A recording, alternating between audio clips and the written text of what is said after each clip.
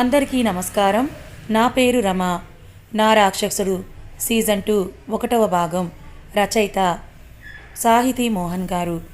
Friends, నా రాక్షసుడు season 1 చదవని వారు మన ఛానల్ ప్లేలిస్ట్లో ఉంటుంది, ఒకసారి గమనించగలరు. మరి మన కథలోకి వెళ్ళిపోదామా? ఖుషీకి స్పృహ రాగానే నీకు ఇప్పుడు ఎలా ఉంది అని అడిగింది నేత్ర. నేను బాగానే ఉన్నానక్క అని చిన్నగా నవ్వుతున్న ఖుషీ పాపని చూసి, అసలు ఇదంతా ఏంటి ట్వింకిల్, అసలు ఇక్కడ ఏం జరుగుతోంది? ఈ యువన్ ఎవరు? నీకు ఇతను ఎలా తెలుసు? అసలు నువ్వు ఇన్ని నెలలు ఎక్కడికి వెళ్ళిపోయావు? నీ కడుపులో బేబీకి తండ్రి ఎవరు? నిన్ను ఈ నాయర్ ఎప్పుడు కలిశాడు? నిన్నెందుకు ఇండియాకి తీసుకొచ్చాడు? అంటూ ఖుషీపై ప్రశ్నల వర్షం కురిపించింది నేత్ర. ఆమె అడుగుతున్న ప్రశ్నలు విని చిన్నగా నవ్వి ఆమె కడుపుపై చెయ్యి వేసుకొని నిమురుతూ, నా బేబీకి తండ్రి ఈ యువన్ సారే అక్క. మహీని కొడుతూ ఉంటే అతనికి ఎదురు మాట్లాడానని కోపంతో నన్ను కిడ్నాప్ చేసి తన ఇంటికి తీసుకుని వెళ్ళిపోయారు. కొన్ని నెలల పాటు నన్ను బలవంతంగా అనుభవిస్తూ నాకు టార్చర్ని చూపించారు. మొదట్లో ఆయనతో కలిసినప్పుడల్లా ఈ చెర నుంచి నాకు ఎప్పుడెప్పుడు బయటపడతానా, విముక్తి కలుగుతుందా అని రోజు ఏడ్చేదాన్ని.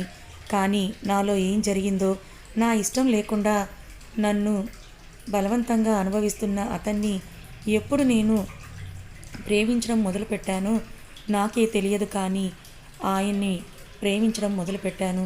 ఎంతలా అంటే ఆయన నన్ను విడిచి బయటికి వెళ్తే మళ్ళీ తిరిగి నా దగ్గరికి ఎప్పుడొస్తారో అని ఎదురు చూసేంతలా.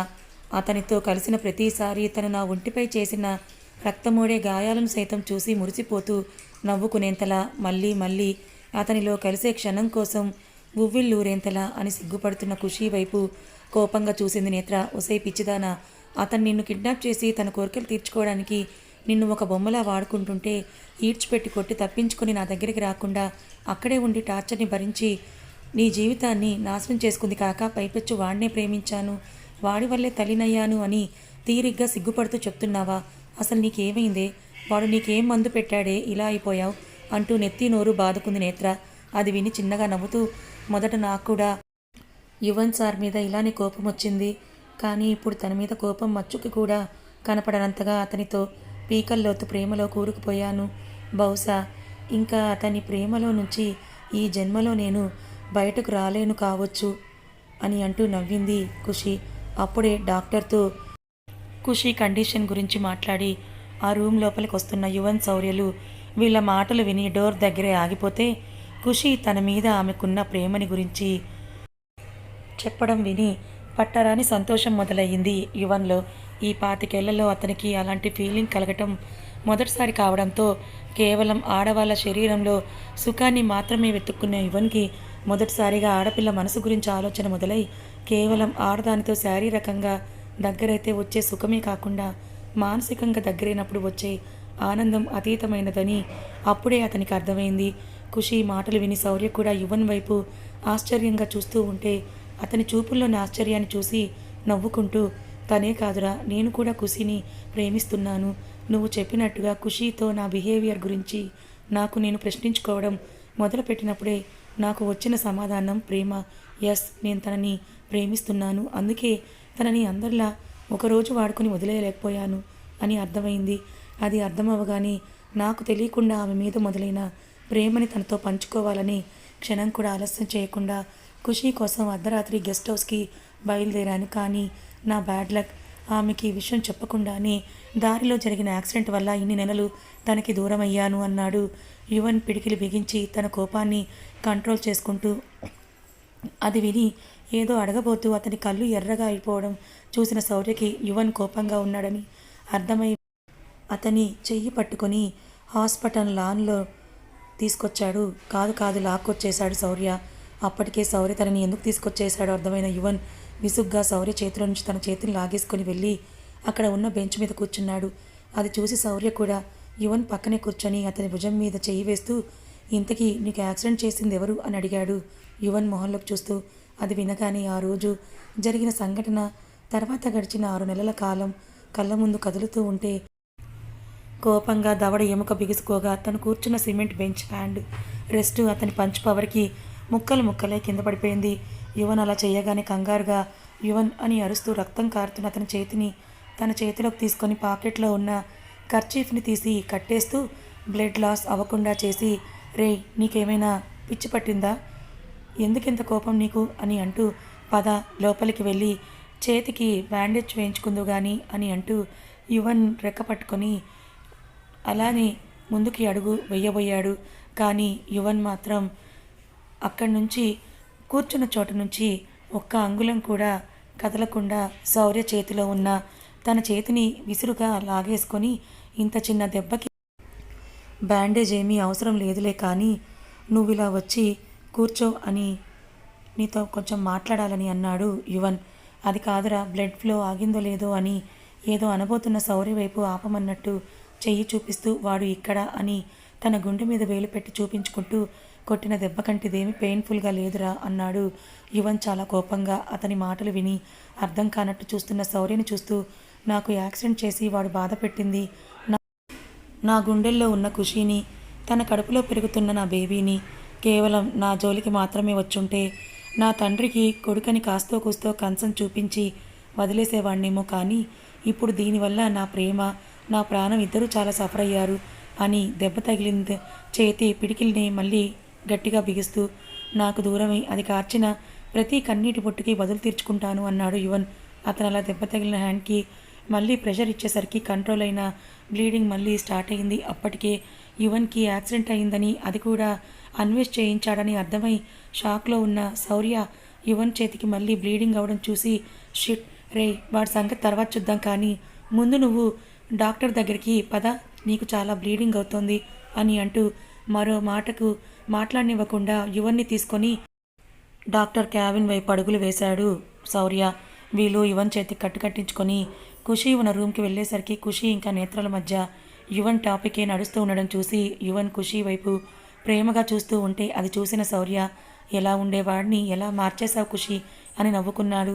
అలా ఎడతెరిపి లేకుండా తన గురించే మాట్లాడుతున్న ఖుషిని మొదటిసారిగా బేబీ అని అంటూ ప్రేమగా పిలుస్తూ ఆమె దగ్గరికి వెళ్ళాడు యువన్.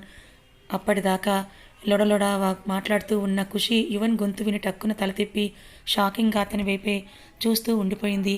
ఎందుకంటే తనకి పరిచయమైన రోజు నుంచి ఇప్పటి వరకు కోరికతో తనని ఆక్రమించుకోవడమే కానీ ఒక్కసారి కూడా తనని ప్రేమగా పిలిచింది కానీ మాట్లాడింది కానీ లేదు. అందుకే మొదటిసారి యువన్ పిలుపులో చూపులో ప్రేమ స్పష్టంగా కనబడేసరికి ఒక్క క్షణం తన ఎదురుగా ఉన్నది యువన్ ఏనా అన్న సందేహం కూడా కలిగింది ఆమెలో. అలా ఇద్దరు ఒకరినొకరు రెప్ప కూడా వేయకుండా చూసుకుంటూ ఉండడం చూసిన శౌర్య చిన్నగా నవ్వుకొని ఇప్పుడు వాళ్ళకి ప్రైవసీ ముఖ్యం అనుకొని మెల్లిగా నేత్ర దగ్గరికి వెళ్ళి ఆమె చెయ్యి పట్టుకొని పద మనం బయటికి వెళ్దాం, నీతో కొంచెం మాట్లాడాలి అంటూ నేత్ర అక్కడి నుంచి బయటికి తీసుకొచ్చేశాడు. వాళ్ళు అలా వెళ్ళగానే మెల్లిగా ఖుషి ముందుకు వెళ్ళి మౌనంగా తన కళ్ళలోకి చూస్తూ నుంచున్నాడు యువన్. ఇప్పుడు వారి మాటల కంటే మౌనమే ఎన్నో ఊసులు చెప్తున్నట్టుగా అనిపిస్తోంది. యువన్ని అంత దగ్గరగా చూస్తున్న ఖుషి మనసులో సంతోషం ఇన్ని రోజులు తనకి దూరమయ్యాయని బాధ కలగలిసి కన్నీళ్ల రూపంలో బయటకొస్తుంటే ఇంకా అతనికి దూరంగా ఉండలేను అన్నట్టుగా ఒక్కసారిగా యువన్ని హత్తుకొని నన్ను ఇక్కడి నుంచి తీసుకెళ్ళిపోండి సార్, నేను ఇంకా ఒక్క క్షణం కూడా మీకు దూరంగా ఉండలేను అంటూ వెక్కి వెక్కి ఏడవడం మొదలుపెట్టింది. ఆమె కన్నీళ్లు చూడగానే అతని కళ్ళల్లో కూడా తన ప్రమేయమే లేకుండా కన్నీళ్లు దారలై చెక్కిళ్ళ మీదకి జారుతూ ఉంటే ఇష్టంగా ప్రేమగా ఖుషీని తన గుండెల్లో పొదువుకున్నాడు యువన్. బహుశా అదే మొదటిసారిగా అనుకుంటా ఒకళ్ళు బాధపడటం చూసి తన కళ్ళల్లో కన్నీళ్లు రావడం. ఇంతకు ముందు ఎన్నడూ ఎరుగని ఈ ఫీలింగ్ని యువన్ మనసారా ఆస్వాదిస్తూ ఉంటే అతన్ని పట్టుకొని వెక్కుతూ ఎందుకు సార్ అలా నన్ను వదిలేసి మీరు వెళ్ళిపోయారు, నాకు ఎంత భయం వేసిందో తెలుసా, అసలు వాటర్లో నేను కొట్టుకొని పోయినప్పుడే నా లైఫ్ అయిపోయింది, ఇక మిమ్మల్ని నేను కలుసుకోలేనేమో అని అనుకున్నాను, కానీ లక్కీగా ఆ రోజే బ్రతికి బయటపడ్డాను. కానీ ఆ సంతోషం కాసేపైనా నిలవకముందే ఎవరో ఒక వ్యక్తి వచ్చి నన్ను కిడ్నాప్ చేసి ఇండియాకి తీసుకొచ్చేశారంటూ యువన్కి యాక్సిడెంట్ అయిన రోజు నుంచి ఇప్పటి వరకు ఏం జరిగిందో మొత్తం అతనికి చెప్పింది ఖుషి. మీరు వస్తారు, అక్కడి నుంచి నన్ను మళ్ళీ మన ఇంటికి తీసుకొస్తారని ఇన్ని నెలలు ఎదురు చూస్తూనే ఉన్నాను. ఇదిగో మన బేబీ అసలు నాలో ఊపిరి పోసుకుంటోందని కూడా నాకు తెలిసిన దగ్గర నుంచి. అయితే మీకు గుడ్ న్యూస్ని ఎప్పుడెప్పుడు షేర్ చేస్తానా అని కళ్ళల్లో ఒత్తులు వేసుకొని మరీ ఎదురు చూశానని భారంగా వెక్కుతూ రోజులు గడిచే కొద్దీ ఇక మీరు మా కోసం వస్తారన్న ఆశ కూడా సన్నగిల్లిపోతూ ఉంటే అక్కడ మన బేబీ ఆ చీకటి గదిలో బయటికి రావడం ఇష్టం లేక నేనే మీ దగ్గరికి వచ్చేయాలని డిసైడ్ అయ్యి ఎలాగోలా వాళ్ళ కళ్ళు కప్పి బయటకు వచ్చేసాను. కానీ వాళ్ళు నేను పారిపోవడం పసిగట్టి నన్ను తరుముకొస్తూ ఉంటే ఎక్కడ నేను వాళ్ళ చేతికి చిక్కి మళ్ళీ ఆ చీకటి గదిలోకే వెళ్ళిపోతానో, మళ్ళీ మీ దగ్గరికి వచ్చే అవకాశం దొరుకుతుందో లేదో అని చాలా భయపడుతూనే ప్రాణాల్ని అరచేతుల్లో పెట్టుకుని పరిగెత్తాను అని అతన్ని వదిలి తలెత్తి యువన్ మొహంలోకే చూస్తూ అంటూ, కానీ ఆ దేవుడు ఇన్ని నెలల నా మొర ఆలకించినట్టున్నాడు, అందుకే సమయానికి మిమ్మల్ని నా దగ్గరికి పంపించాడు అని నవ్వుతూ అతని చేతిని తన కడుపు మీద వేసుకొని, ఇదిగోండి మన బేబీ ఇంకొద్ది రోజుల్లోనే మన దగ్గరికి వచ్చేయబోతోంది. ఈ బేబీని సేఫ్గా మీ చేతుల్లో పెడితే ఇక నాకు అంతే చాలు, అదే నా ఆఖరి శ్వాస అయినా కూడా హ్యాపీగా ప్రాణాలు వదిలేస్తాను అంది ఖుషి.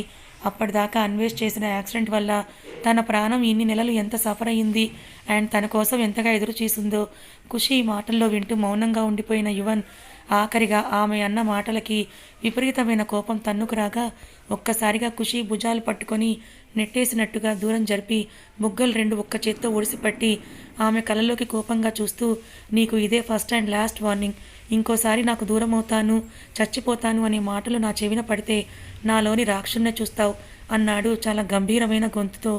అబ్బో, ఇప్పుడంటే బాబుకి పాప మీద ప్రేమ అర్థమయ్యేసరికి కాస్త సున్నితంగా బిహేవ్ చేస్తున్నాడే, కానీ తనను కిడ్నాప్ చేసి ఇక్కడికి తెచ్చిన దగ్గర నుంచి ఇప్పటిదాకా తనకి చూపించింది అతనిలోని ఆ రాక్షసత్వమే కదా. ఇందులో కొత్తగా చూపించేది ఇంకేముంటుందబ్బా.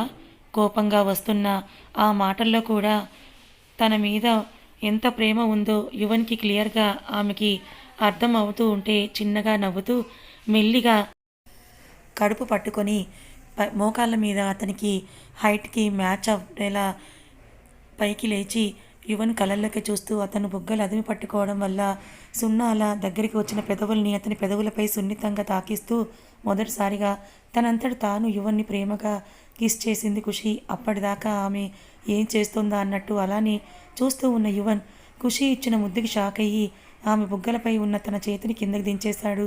ఆమెని ఎత్తుకొచ్చేశాక ఇన్ని నెలల్లో రక్తమోడేట్టుగా కొన్ని నిమిషాల పాటు ఆ పెదవులపై ఎన్నోసార్లు ముద్దుల యుద్ధం చేశాడు. కానీ ఇప్పుడు ఆమె తనంతట తానుగా అంటీ అంటనట్లిచ్చిన ముద్దులో ఉన్న మాధుర్యం, ఆమె అలా కిస్ చేస్తున్నప్పుడు తనలో కలిగిన భావన అంతకుముందు అతను పెట్టిన ముద్దుల్లో ఎప్పుడూ కలగలేదు.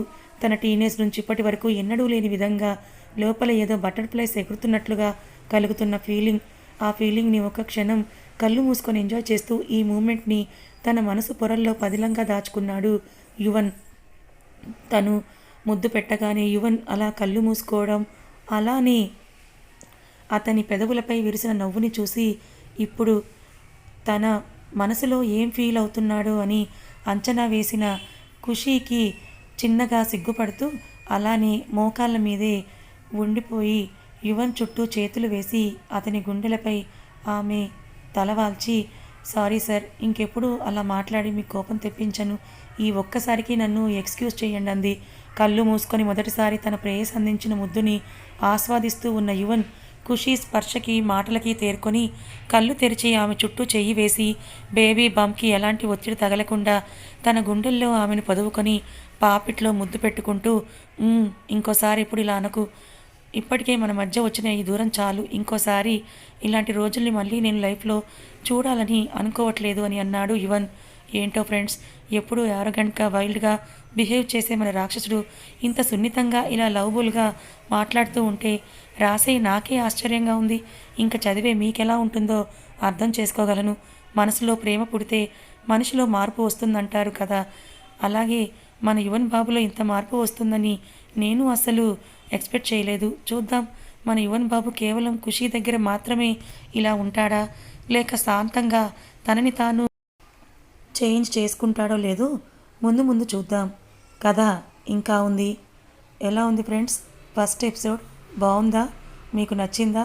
మీరందరూ ఎంతగానో ఎదురు చూస్తున్న మీ రాక్షసుడు యువన్ మళ్ళీ మీ ముందుకొచ్చాడు. మరి ఇప్పటి వరకు కామెంట్ల రూపంలో నన్ను అడిగారు కదా, మరి మీ ప్రేమని మీ లైక్స్ ద్వారా, మీ కామెంట్స్ ద్వారా తెలియచేయండి. మరి యువన్లో వచ్చిన ఈ మార్పు నిజంగా శాశ్వతం అంటారా, లేక మళ్ళీ ఏదైనా అతనిలోని రాక్షసుడు అటు తిరిగి మళ్ళీ ఖుషీని ఏమన్నా ఇబ్బంది పెడతాడా? మీరేమని అనుకుంటున్నారు?